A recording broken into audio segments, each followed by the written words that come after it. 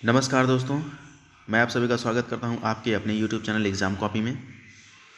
दोस्तों, आज हम प्राचीन इतिहास के काफ़ी महत्वपूर्ण सेक्शन को पढ़ने जा रहे हैं, महाजनपद एवं मगध। ठीक है। महाजनपद में जो 16 जो जनपद हैं, जो 16 जो महाजनपद हैं, उनको और उनकी राजधानी को हम देखेंगे। और उनमें से जो सबसे महत्वपूर्ण है मगध। ठीक है। तो मगध में हम देखेंगे कि किस किस वंश ने शासन किया था। तो सबसे पहले हम हर्यक वंश की बात करेंगे। ठीक है। फिर और हर्यक वंश के बाद फिर नंद वंश आएगा, फिर उसके बाद मौर्य वंश आ जाएगा। ठीक है। लेकिन ये बात होगी पूरी मगध में ही। तो यहाँ पर सोचने वाली बात ये है कि इसमें से इम्पोर्टेंट क्या है। तो इम्पोर्टेंट सबसे ज़्यादा इसमें से जो राजधानी होगी वो होगी मगध। और मगध के बारे में ये सारी चीज़ें हम जो हैं डिटेल से देखेंगे। लेकिन वन लाइनर क्वेश्चन बन जाता है कि आपको कैसे एक एक प्रश्न कितना इंपॉर्टेंट हो जाता है किसी भी परीक्षा में, आप लोग समझ सकते हैं। ठीक है। तो ठीक है दोस्तों, अगर अपने चैनल को सब्सक्राइब नहीं किया तो प्लीज़ सब्सक्राइब कर लीजिए, बेल आइकन को ऑन कर लीजिए, लाइक कीजिए, कमेंट कीजिए, शेयर कीजिए। और अब हम बात करने जा रहे हैं 16 जनपदों के बारे में। ठीक है। एक एक करके हम सबको देख लेंगे, क्योंकि इनकी जो राजधानियाँ होती हैं काफ़ी इंपॉर्टेंट होती हैं। और वो डायरेक्ट वन लाइन क्वेश्चन में आ जाता है। ठीक है।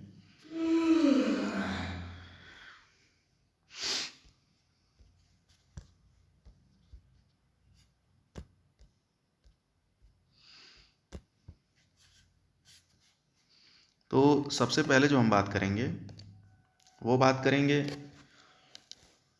कंबोज के बारे में। कंबोज, और इसकी जो राजधानी होगी वो रायपुर होगी। इसको आप लोग साथ साथ में नोट करते चलिएगा। कंबोज हो गया। फिर गांधार।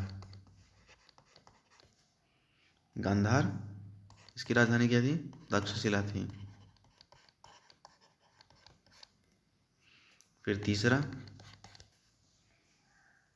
मत्स्य, इसकी राजधानी विराटनगर।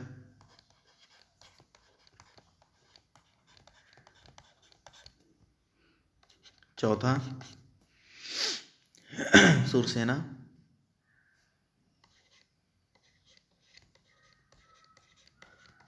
जो कि इसकी राजधानी मथुरा थी। पांचवा अवंती। अवंती, और इसकी राजधानी थी उज्जैन, जो कि मध्य प्रदेश में पड़ता है। ठीक है। उज्जैन, या आप इसको महेशमती के नाम से भी समझ सकते हैं। महेशमती। इसको याद करने का एक छोटा सा ट्रिक बताता हूँ। आपने बाहुबली फिल्म देखा होगा, तो बाहुबली में जो एक्ट्रेस है उसका नाम अवंतिका रहता है। ठीक है। और जो पूरे साम्राज्य जो रहता है उस साम्राज्य का क्या नाम रहता है? महेशमती साम्राज्य। तो यहाँ से आप उस चीज़ को कनेक्ट करके याद कर सकते हैं। फिर छठा हम देख लेते हैं। छठा क्या चीज़ है? तो छठा जो है वो है वत्स। वत्स, और ये है कौशाम्बी, जो कि हमारे उत्तर प्रदेश में पड़ता है। ठीक है। फिर सातवें को हम देखेंगे। सातवां क्या चीज़ है? तो सातवां चेदी है। चेदी, और ये है सुक्तिमती, इसकी राजधानी सुक्तिमती। सात हो गया। फिर आठवां लिख लीजिए। आठवां, आठवां है असक्का।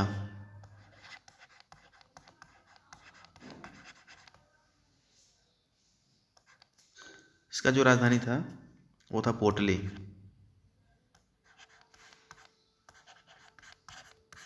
पोटली। नौवां बात करेंगे हम। नौवां है पांचाल। पांचाल, राजधानी काम्पिल्य।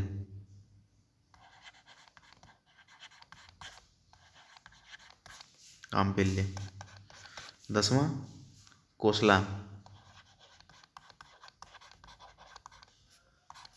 ये है श्रावस्ती।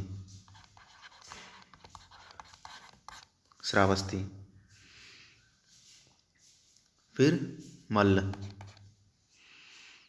11वां मल्ल। राजधानी क्या होगी इसकी? तो कुशीनारा, आज का कुशीनारा, आज का कुशीनगर। ठीक है, इसी को ध्यान रखिएगा। 12वां क्या है? तो काशी, इसकी कैपिटल काशी ही होगी। ठीक है, फिर 13 में होगा अंग, ये होगा इसका राजधानी चंपा। ठीक है, अंग चंपा, ऐसे याद रखिएगा। फिर 14 क्या होगा? वज्जी, वज्जी का वैशाली, वैशाली याद रखिएगा, वज्जी का वैशाली। 14 हो गया। फिर 15 पे क्या होगा? तो 15 पर दोस्तों हमारा हो जाएगा कुरु, कुरु, इंद्रप्रस्थ, इंद्रप्रस्थ इसकी राजधानी हो जाएगी, कुरु की इंद्रप्रस्थ हो जाएगा। और इन सब में सबसे जो महत्वपूर्ण है, जिसको हम काफ़ी डिटेल में देखेंगे, वो है, क्या है वो? मगध, 16वां मगध, मगध, मगध। राजधानी इसकी क्या है? राजगिरी, राजगिरी। और एक और इसकी राजधानी थी पाटलिपुत्र, पाटलिपुत्र। ठीक है, इस चीज़ को ध्यान रखिएगा, ये इसकी दूसरी राजधानी थी। तो हमने क्या देखा? हमने देखा कंबोज, कंबोज की राजधानी रायपुर। और ये सारे 16 के 16 जो है ना, ये महाजनपद हैं। ठीक है, इन्हीं में राजा महाराजा हुआ करते थे भारत में, और ये भारत के हर भाग में फैला हुआ था। जैसे अगर कंबोज की बात किया जाए, तो कंबोज हमारा नॉर्थ और वेस्ट में है। ठीक है, गांधार भी लगभग वो वहीं पर है। और असका जो है, असका ये वाला कहाँ गया? एक मिनट, हाँ, ये जो हमने 8 नंबर पे लिखा है, ये वाला, ये असका, ये वाला, ये हमारा साउथ में था। ठीक है, और काशी की बात किया जाए, तो काशी, काशी तो आप समझ ही रहे होंगे, उत्तर प्रदेश में है। ठीक है, जगह वहीं पर है, बस मैं यही बता रहा हूँ कि पहले इनका नाम क्या था और ये किस जगह पर था। ठीक है, तो इस तरीके से हम इन सब चीज़ों को याद रखिएगा। और इनमें से सबसे जो ज़्यादा इम्पोर्टेंट है, वो है हमारा मगध, मगध। ठीक है, और इसको हम डिटेल में देखने जा रहे हैं।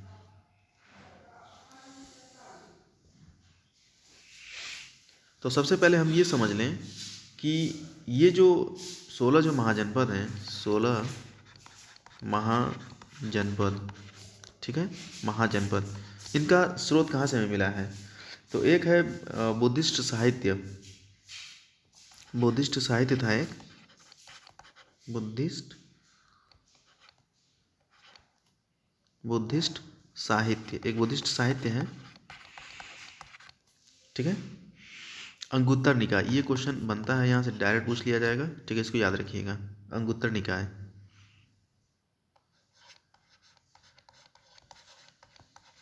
अंगुत्तर निकाय, अंगुत्तर निकाय,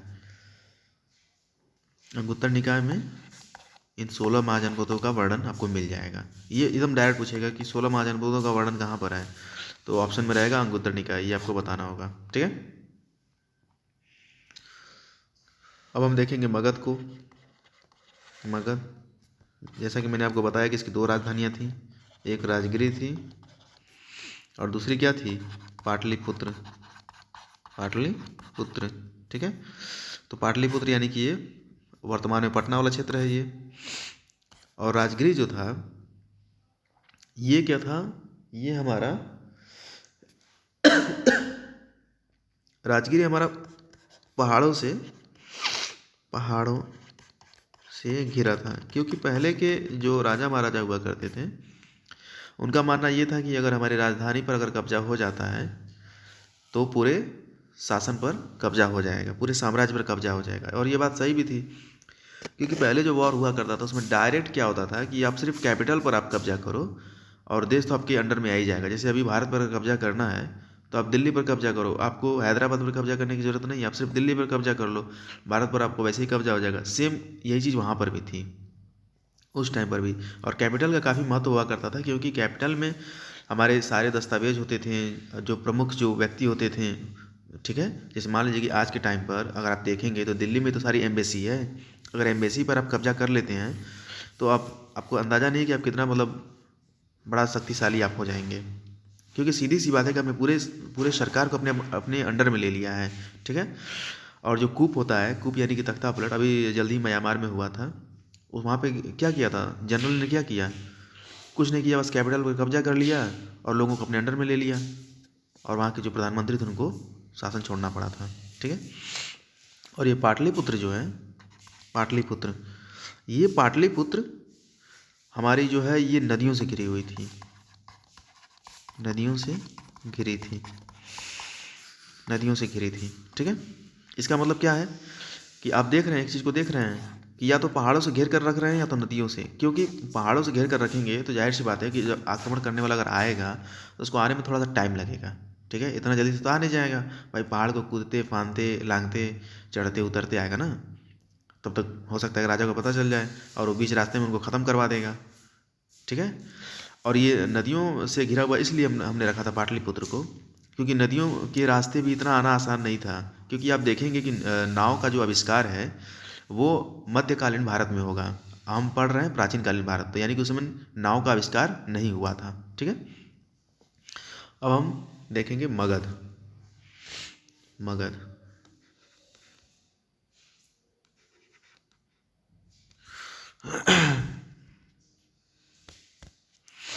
मगध। और मगध में हम क्या देखेंगे, मगध में हम सारी चीज़ों को काफ़ी डिटेल में देखेंगे और हर एक चीज़ को समझते हुए आगे बढ़ेंगे। तो देखिए, मगध एक एक साम्राज्य था, ये जो है एक साम्राज्य है, ठीक है। लेकिन इस साम्राज्य में कई वंश हुए थे, ठीक है। जैसे मान लीजिए कि सबसे पहला जो इसमें वंश आएगा वो हर्यक वंश आएगा, हर्यक वंश।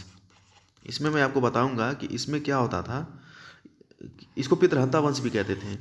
इसमें हम देखेंगे कि पुत्र जो है अपने पिता का हत्या करके शासन को अपने हाथ में ले लेगा, और वो कैसे लेगा मैं आपको अच्छे से बताऊंगा। इसलिए हर्यक वंश को पितृहंता वंश भी कहते हैं, इसको थोड़ा सा ध्यान रखिएगा, क्वेश्चन पूछा जाता है। पितृहंता वंश, ठीक है। ये वन लाइन क्वेश्चन आ जाएगा, तुरंत पूछ ले, डायरेक्ट पूछ लेगा। फिर हर्यक वंश के बाद हम देखेंगे शिशुनाग वंश, शिशुनाग वंश, शिशुनाग वंश। और इसको जब हम पढ़ लेंगे तो इसके आगे कौन आएगा, नंद वंश आएगा, नंद वंश। और इसी में हमको मिलेगा धनानंद, सबसे आखिरी राजा, ठीक है, जो कि काफ़ी शक्तिशाली था। और वो कैसे हारेगा और फिर हमारा जो स्थापित होगा वो होगा मौर्य साम्राज्य, मौर्य साम्राज्य, साम्राज्य, ठीक है। तो ये मौर्य साम्राज्य जो है ये काफ़ी महत्वपूर्ण है, महत्वपूर्ण तो ये तीनों हैं, लेकिन इनमें से सबसे ज़्यादा महत्वपूर्ण मौर्य साम्राज्य। तो हमारी जो अगली जो क्लास होगी वो मौर्य साम्राज्य पर ही होगी। लेकिन आज हम हर्यक वंश, शिशुनाग वंश और नंद वंश को हम देख लेते हैं कि क्या चीज़ इसमें इंपॉर्टेंट है, ठीक है। तो सबसे पहले हम देखेंगे हर्यक वंश,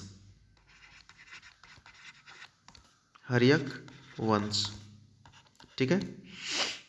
तो हर्यक वंश में जो सबसे पहला जो राजा आएगा उसका नाम है बिंबिसार। एक चीज़ आप यहाँ पे ध्यान रखिएगा, बिंबिसार। एक चीज़ आप थोड़ा सा ध्यान रखिएगा, यहाँ पे कन्फ्यूजन होता है बिंबिसार और बिंदुसार में। तो बिंदुसार जो है वो हमको मौर्य साम्राज्य में मिलेगा और बिंबिसार जो है वो हर्यक वंश में मिलता है। इस चीज़ को विशेष रूप से ध्यान रखिएगा, ठीक है। और उसका नाम बिंदुसार क्यों पड़ा था ये मैं आपको बताऊँगा कि मतलब क्या वजह था कि उसका नाम बिंदुसार पड़ा था, ठीक है। तो इसके जो पिता जो थे बिंबिसार के, इनका जो नाम था, इनका नाम था भट्टिया। ये भट्टिया का पुत्र था, भट्टिया का पुत्र था कौन, बिंबिसार, ठीक है। और ये और बौद्ध और महावीर यानी कि जैन धर्म और बौद्ध धर्म दोनों को महावीर मानता था ये, ठीक है। बिंबिसार, इसके समय में राजधानी क्या थी? तो राजगिरी थी, राजगिरी इसकी कैपिटल थी। इस चीज़ को ध्यान रखिएगा, डायरेक्ट क्वेश्चन पूछ लेगा कि बिंबिसार की कैपिटल क्या था, उसने कैपिटल किसको बना रखा था, तो आपको बताना होगा कि राजगिरी थी, ठीक है। और इसके शासनकाल में सबसे पहले खड़ी सेना आती है, स्टैंड आर्मी, यानी कि ऐसी सेना जो कि जब ये कहते तब तुरंत मारपीट करने के लिए तैयार रहते थे, ठीक है। और काफ़ी प्रबल भी था ये। फिर इसके बाद हम देखेंगे कि इसने तीन शादियाँ की थी, ठीक है। 3 इसने शादियाँ कर रखी थी। और इसकी जो तीनों जो पत्नी जो थी उनका एक का नाम था कोशाला देवी,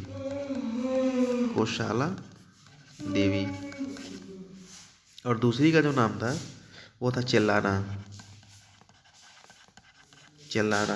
ठीक है। और एक जो थी वो थी खेमा।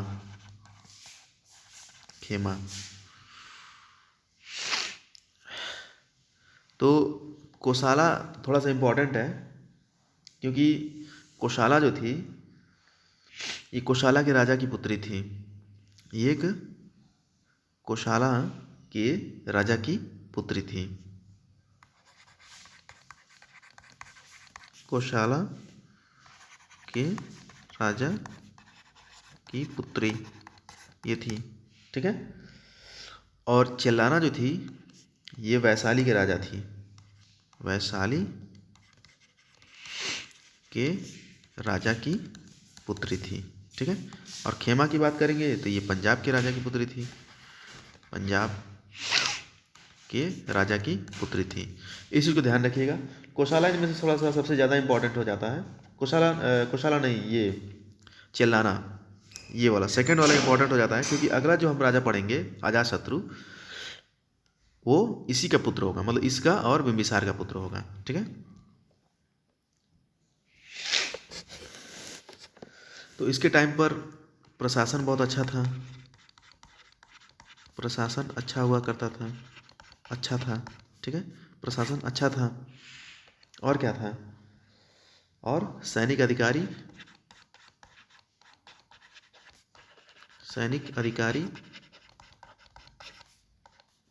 कार्यकारी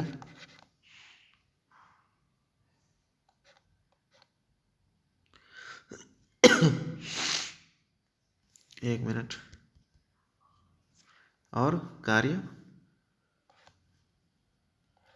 कार्यकारी, न्यायिक,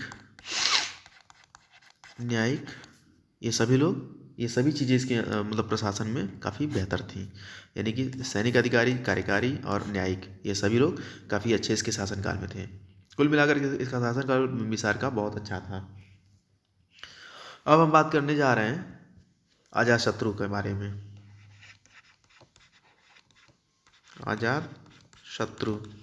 अजातशत्रु के बारे में हम बात करेंगे तो ये बिंबिसार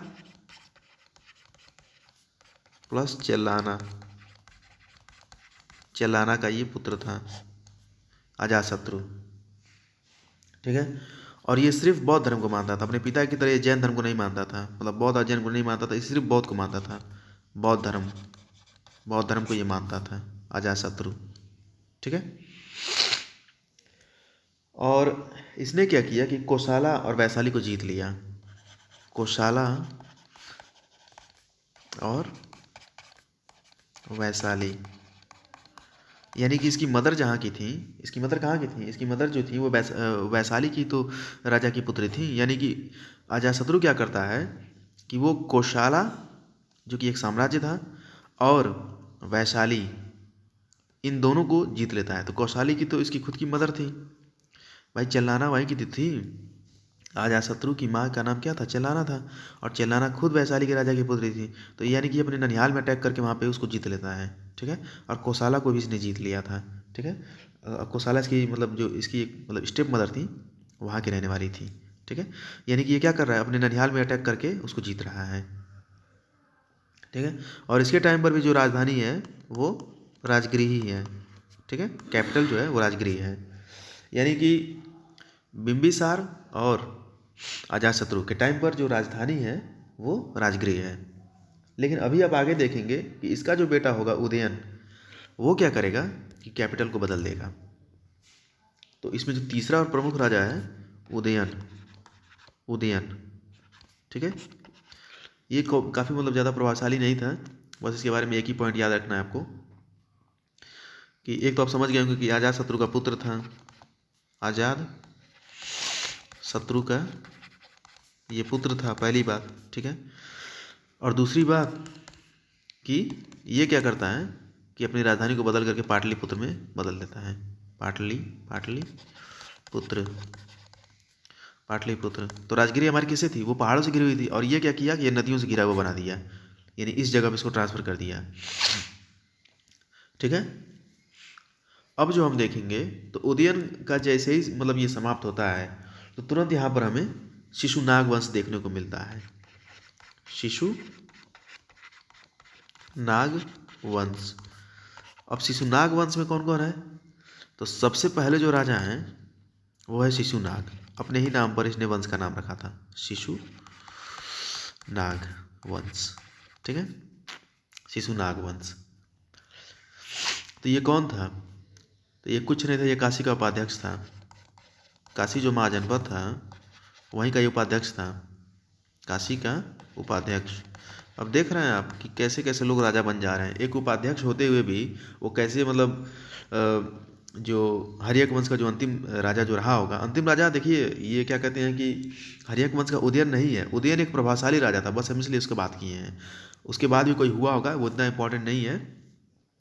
तो कहने का मतलब ये है कि काशी का सिर्फ एक उपाध्यक्ष आ करके हर्यक वंश को तबाह कर देता है और उसके राजा को ख़त्म करके अपना शिशुनाग वंश स्थापित कर देता है। ठीक है, और इसने क्या किया कि फिर से राजधानी को क्या किया, राजगिरी बना दिया, राजगिरी में स्थापित कर दिया। ठीक है, यानी कि पहले राजगिरी चल रही थी, फिर पाटलिपुत्र होती है, फिर राजगिरी होती है, और फिर इसने क्या किया, अवंती पर कब्जा कर लिया, जो कि महाजनपद था। अवंती पर, जिसकी राजधानी क्या थी, महासमती। ठीक है, तो अवंती पर ये शासन करता है, कब्जा कर लेता है, और बाद में क्या करता है ये कि इसके बाद में राजधानी क्या बनाता है, वैशाली को बना दिया, वैशाली। तो ये चीज़ थोड़ा सा इम्पोर्टेंट है, ध्यान रखिएगा कि इसने क्या किया था कि राजगिरी से बदल करके फिर से इसने वैशाली को बना दिया था राजधानी। ठीक है, अब आगे देखेंगे कालाशोक, जो कि शिशुनाग वंश का अंतिम और प्रभावशाली राजा था।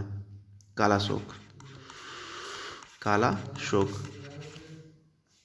कालाशोक। ठीक है, तो ये क्या करता है कि ये राजधानी को फिर से बदलता है, और लाता कहाँ, पाटलिपुत्र। यानी कि इसके पिता ने क्या किया था कि वैशाली को बना दिया था, तो इसने फिर क्या किया कि पाटलिपुत्र को फिर से इसने कैपिटल बना दिया, कालाशोक ने। ठीक है, और ये अंतिम महान राजा था, जैसे कि मैंने आपको बता ही दिया, कालाशोक। और कालाशोक जैसे ही ख़त्म होगा, और यहाँ पर थोड़ा सा एक चीज़ आप ध्यान रखिएगा कि जो मैंने आपको 4 जो बौद्ध काउंसिल जो बताया था, उसमें दूसरा जो है, दूसरा वाला बौद्ध संगीति, वो इसी के शासनकाल में होती है, कालाशोक के शासनकाल में होती है। ठीक है, तो इस चीज़ को विशेष रूप से ध्यान रखिएगा। फिर अब ये कालाशोक तो ख़त्म हो गए, अब ये चल बसे, यानी कि शिशुनाग वंश खत्म, एकदम ओवर। अब आता है नंद वंश।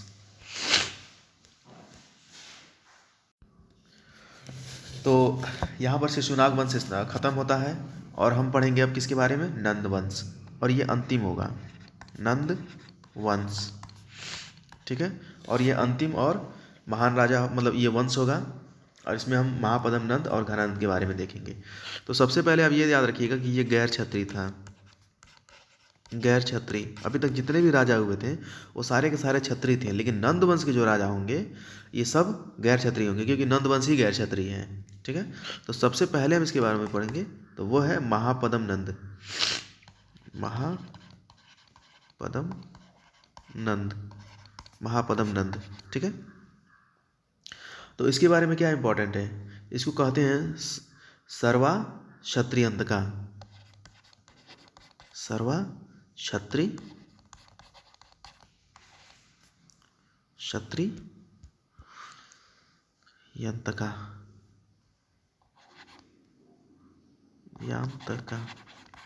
यानी कि क्षत्रियों का हंत करने वाला। ठीक है, इसको एक रथ भी कहते हैं।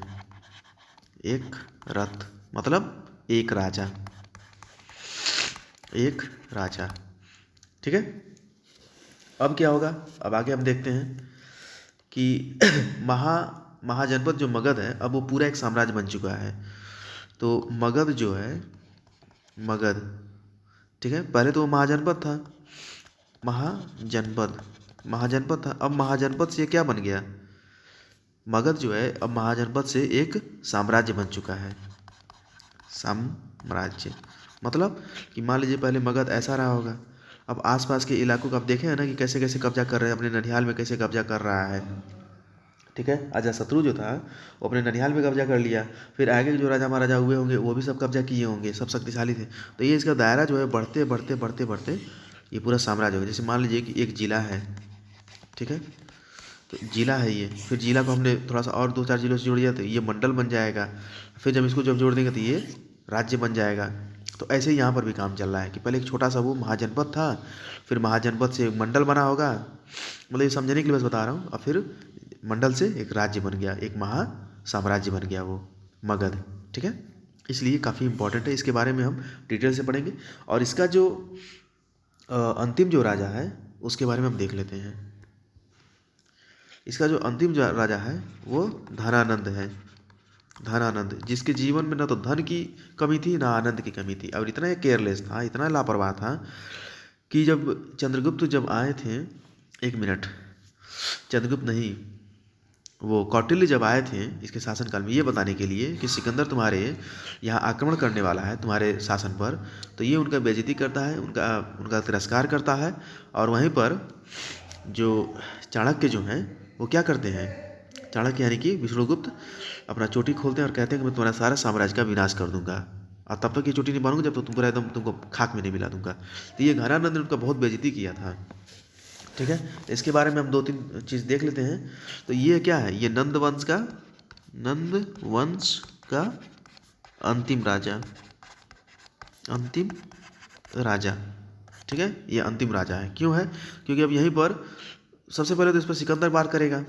सिकंदर, हालांकि सिकंदर यहाँ तक पहुँचा नहीं था, वो मैं बताऊंगा जब सिकंदर पढ़ाऊंगा, तो सिकंदर भारत के अंदर तक नहीं पहुँचा था। ठीक है, लेकिन आखिर में आक्रमण तो हुआ था ना इसके शासनकाल में, भले वो पहुँचा चाहे नहीं पहुँचा, और वहीं से इसका विनाश का उत्पत्ति शुरू हो जाता है, क्योंकि इसने विष्णुगुप्त का यानी कि चाणक्य का इसने अपमान कर दिया, और चाणक्य एकदम मतलब क्रोधित हो गए, और उसके बाद उन्होंने तैयार किया किसे, जो सबसे मगध में सबसे ज़्यादा जो शक्तिशाली जो राजा होगा, क्या नाम था उसका, चंद्रगुप्त मौर्य। ठीक है, इसके बारे में हम कल डिटेल से पढ़ेंगे, लेकिन अभी हम इसके बारे में जो 2-3 पॉइंट इसको देख लेते हैं। तो वही पॉइंट है कि अलेक्जेंडर जो है, अलेक्जेंडर, ठीक है, ये वार करेगा कहाँ से, तो मान लीजिए ये भारत है, ठीक है, ये हमारा इंडिया है। ठीक है, तो ये इंडिया अभी का इंडिया है ना, पहले इंडिया पूरा ये सब हुआ करता था, ये पूरा ये सब इंडिया था, यहाँ तक का पूरा एरिया आता था भारत में। ठीक है, तो सिकंदर जो है वो यहीं से अटैक करेगा। जितने भी हमारे इतिहास में जो भी प्राचीन काल में या मध्यकाल में भी हम देखेंगे, जो भी अटैक होगा वो भारत के उत्तर पश्चिम से ही होगा, यानी कि भारत के उत्तर और पश्चिम यहीं से सारे लोग अंदर प्रवेश करने का कोशिश करेंगे, क्योंकि यही वाला एरिया खुला भी आप जान ही रहे हैं, क्योंकि इधर पूरा जलमंडल है, पूरा समुद्र है, आप आ ही नहीं पाएंगे। और उस समय मतलब हमारी अभी नेवी जो थी वो किसी के पास था नहीं, क्योंकि नेवी जो है वो मध्यकाल में आएगा। ठीक है, मध्यकाल में हम देखेंगे जब चोल वंश पढ़ेंगे तब। तो जाहिर सी बात है कि यही वाला एरिया जो है वो खुला हुआ है, ये वाला कवर हो गया है, इधर से भी कवर है, इधर से भी भारत कवर है, क्योंकि इधर पूरा पहाड़ और मिल जाएगा आपको। ठीक है, इधर पूरा पहाड़ है, पहाड़ है। ठीक है, इधर आपको पूरा पानी मिलेगा, समुद्र। ठीक है, और इधर का एरिया जो है, इधर भी चूँकि पहाड़ हैं लेकिन छोटे छोटे पहाड़ हैं। ठीक है, और बहुत आसानी से आप भारत में प्रवेश कर सकते हैं। ठीक है, तो सारी चीज़ें मैंने इसके बारे में बताई दी हैं आपको। और कल जो हम पढ़ेंगे वो पढ़ेंगे मगध। मगध तो खैर हम आज ही पढ़ रहे थे, लेकिन मेरे कहने का मतलब ये है कि मगध में सबसे जो महत्वपूर्ण जो है वो मौर्य वंश है। ठीक है, मौर्य साम्राज्य, इसको हम, ये पूरा एक टॉपिक चलेगा। ठीक है, और मौर्य साम्राज्य को हम कल समझने का प्रयास करेंगे और काफ़ी डिटेल में उन सब चीज़ों को देखेंगे। तो ठीक है दोस्तों, अगर आपने चैनल को सब्सक्राइब नहीं किया तो प्लीज़ सब्सक्राइब कर लीजिए, बेल आइकन को ऑन कर लीजिए, लाइक कीजिए, कमेंट कीजिए, शेयर कीजिए। मिलता हूँ फिर मैं आप लोगों को इसके अगले भाग में। तब तक के लिए अपना ध्यान रखिए। नमस्कार।